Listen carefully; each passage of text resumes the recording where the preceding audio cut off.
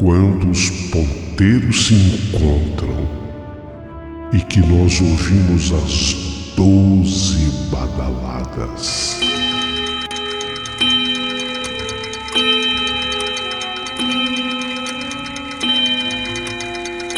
A hora que se anuncia é meia-noite.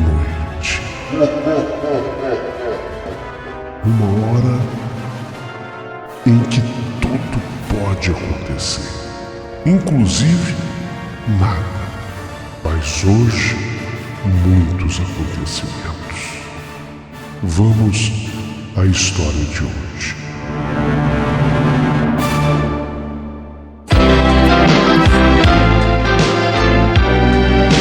Rádio Emoção. Paulinho Boa Pessoa. A verdade de cada um.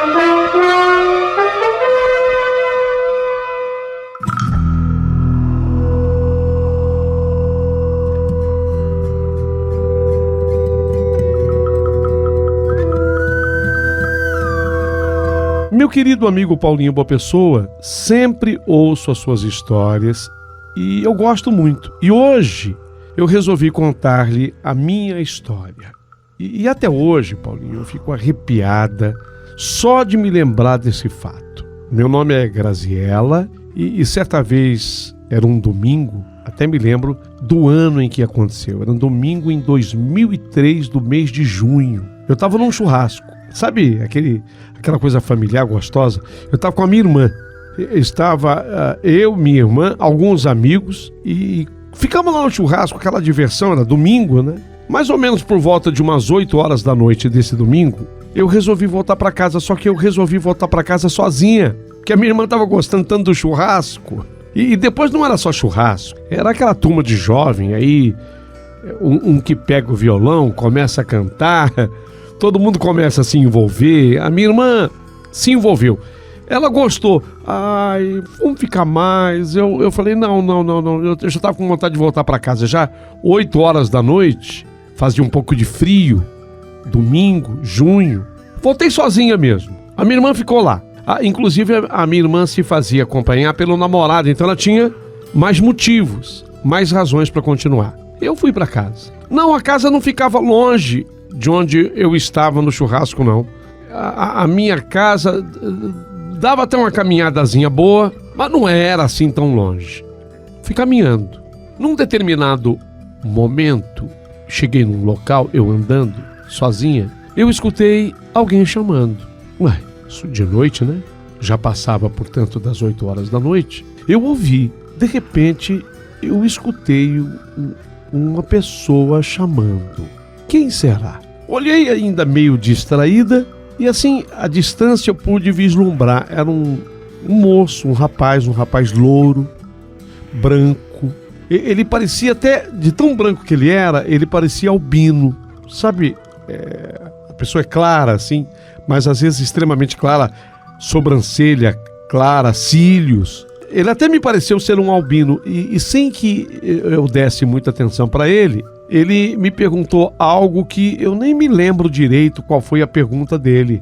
Eu não dei muita atenção, eu queria meio que disfarçar, despistar, seguir a minha caminhada sozinha, mas o rapaz não me deixou. Não, ele continuou, ele me alcançou, portanto ele começou a andar assim do meu lado.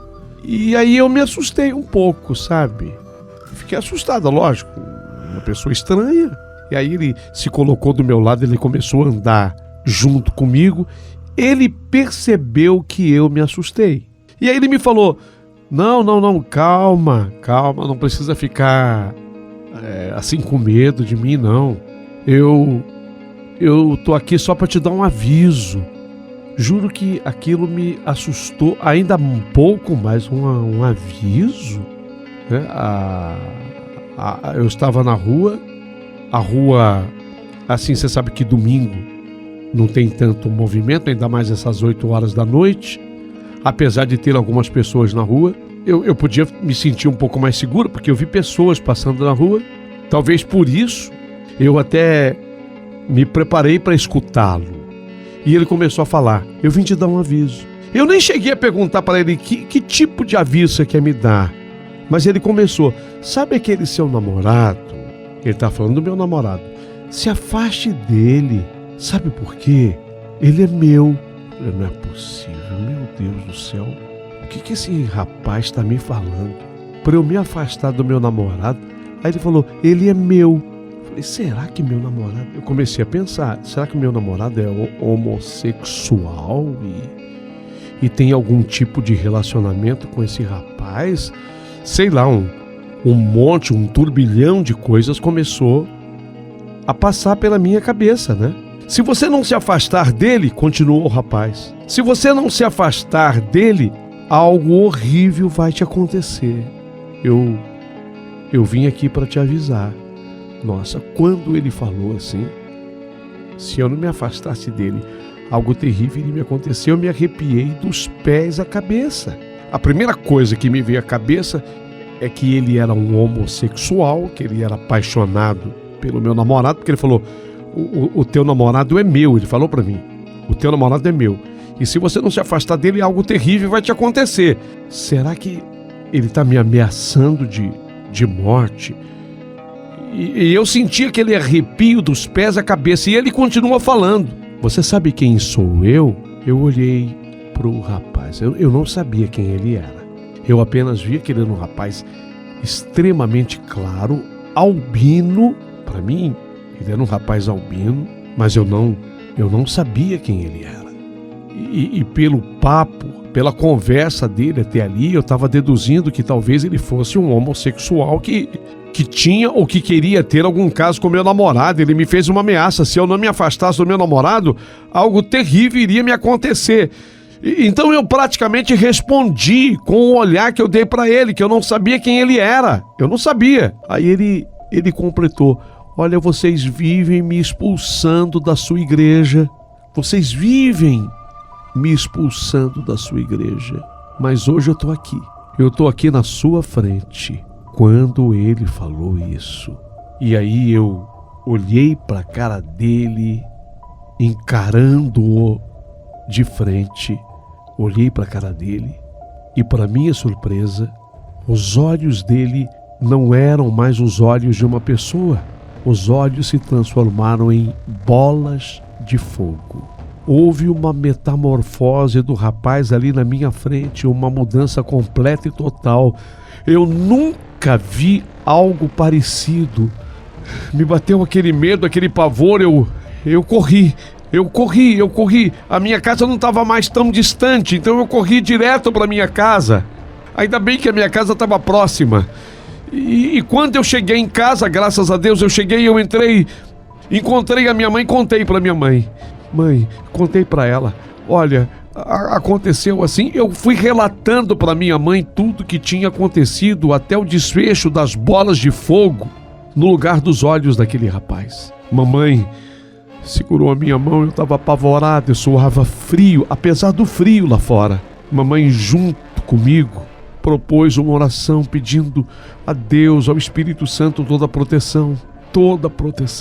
Fizemos uma oração forte, eu e mamãe. Afinal de contas, eu havia me encontrado com quem? Bem, hoje eu entendo o que aconteceu naquela noite. E vou explicar agora os detalhes para vocês.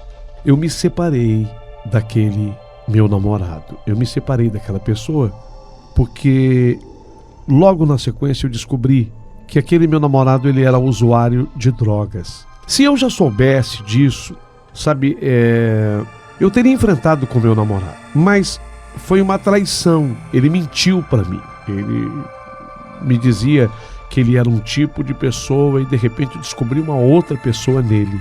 Ele era viciado em drogas, usava droga pesada. Ele mentiu para mim. Então eu resolvi me separar dele. Depois eu sinceramente cortei totalmente a relação com ele. Esse ex-namorado meu sumiu, desapareceu. Eu nem sei que fim ele levou. Felizmente eu acabei conhecendo uma outra pessoa, me enamorei dessa outra pessoa, fiquei noiva, me casei e hoje eu tenho 2 filhos. Quero dizer que no meu relacionamento atual eu sou muito feliz, vivo muito bem na companhia do meu marido, muito bem. Mas eu nunca esqueci daquele encontro. Aquele encontro que eu tive cara a cara com aquele moço branco, albino, cujas sobrancelhas também eram claras, brancas, os cílios idem, e os olhos se transformaram em bolas de fogo. Aquele rapaz era o diabo, era o próprio diabo. Isso ficou muito claro quando ele disse: vocês me expulsam da sua igreja, mas hoje eu estou aqui para conversar com você. Na verdade, vim te dar um aviso. Fiquei questionando, porque, em verdade, o diabo teria me dado um aviso bom. Ele estava dizendo para eu me afastar da pessoa com a qual eu namorava, senão algo muito ruim iria me acontecer. Na verdade, naquele momento, apesar dele ser o diabo, ele fez um papel de anjo, diabólico, mas um anjo. Então, eu acabei tomando uma atitude em função da informação que ele me dera. Eu questionei depois, sabe, pessoas ligadas à religião, e realmente é possível que, às vezes, o diabo não cumpra exatamente a sua função diabólica com determinadas pessoas que são muito protegidas por Deus. Existem pessoas que ganham uma aura protetora de Deus. Você vê que na Bíblia, próprio Jó, quando Deus aceitou o desafio do diabo, porque o diabo disse para Deus em relação a Jó: Jó é bonzinho com você, Jó é obediente a você, porque você dá tudo para ele. A partir do momento que você começar a tirar as coisas dele, eu tenho certeza que Jó não te seguirá mais. Jó não será mais obediente a você e pode se tornar inclusive obediente a mim, eu que sou o diabo. Então Deus falou: eu aceito o seu desafio, eu vou tirar então as coisas de Jó para que possamos avaliar o tamanho da sua fé. Eu só não quero que você toque em Jó. Eu não quero que você toque em Jó. Você pode tirar bens materiais, você pode tirar amor, você pode tirar familiar, você pode tirar servidor de Jó. Só não quero que você toque nele. Então, na verdade, o que você tem aí? A clareza de que, às vezes, o diabo lhe é permitido, mas desde que ele não toque em você. O diabo, naquela noite de junho, me foi permitido, mas ele não deveria tocar em mim, como de fato não tocou. E, pelo contrário, acabou me dando um aviso importante, porque foi a partir daquele alerta que eu acabei pesquisando e descobrindo: a pessoa com a qual eu namorava usava droga pesada. E aquilo poderia, de fato, ter me causado muito mal. Então, eu tive, naquela noite de junho, naquele domingo, um encontro com o diabo. Nunca mais tal encontro se repetiu. E aqui eu digo, graças a Deus, porque eu não queria jamais ter esse tipo de encontro. Tudo que eu oro, peço, é a proteção de Deus, nosso Senhor. Eu peço a luz do Espírito Santo para me proteger, para me abençoar, para que me conceda vida em abundância, saúde, paz de espírito a mim, meu marido, meus filhos. É isso que eu peço nas minhas orações. Então, não tive mais um encontro com o diabo. Mas naquela noite de junho, quando eu voltava sozinha para casa depois daquele churrasco, foi tudo o que aconteceu. Eu não sei se fui feliz na minha descrição sobre o diabo, mas uma coisa eu posso garantir: ele é feio. Veja, e aqui eu não quero manifestar nenhum tipo de preconceito também contra as pessoas albinas.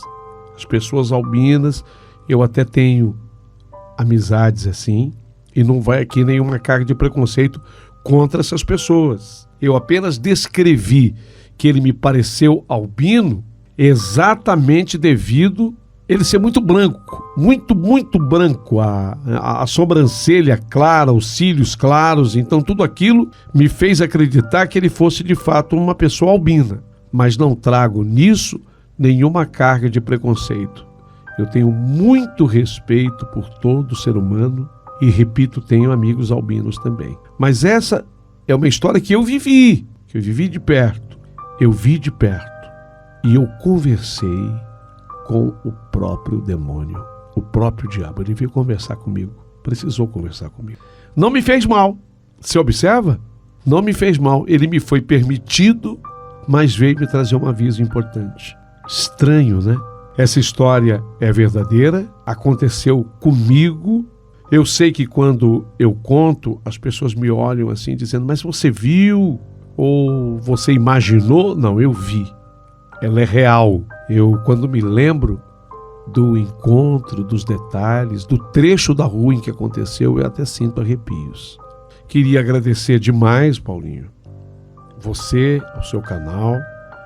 Digo que sou uma ouvinte assídua do teu canal, gosto de todas as histórias e admiro demais as histórias da minha noite contadas por você.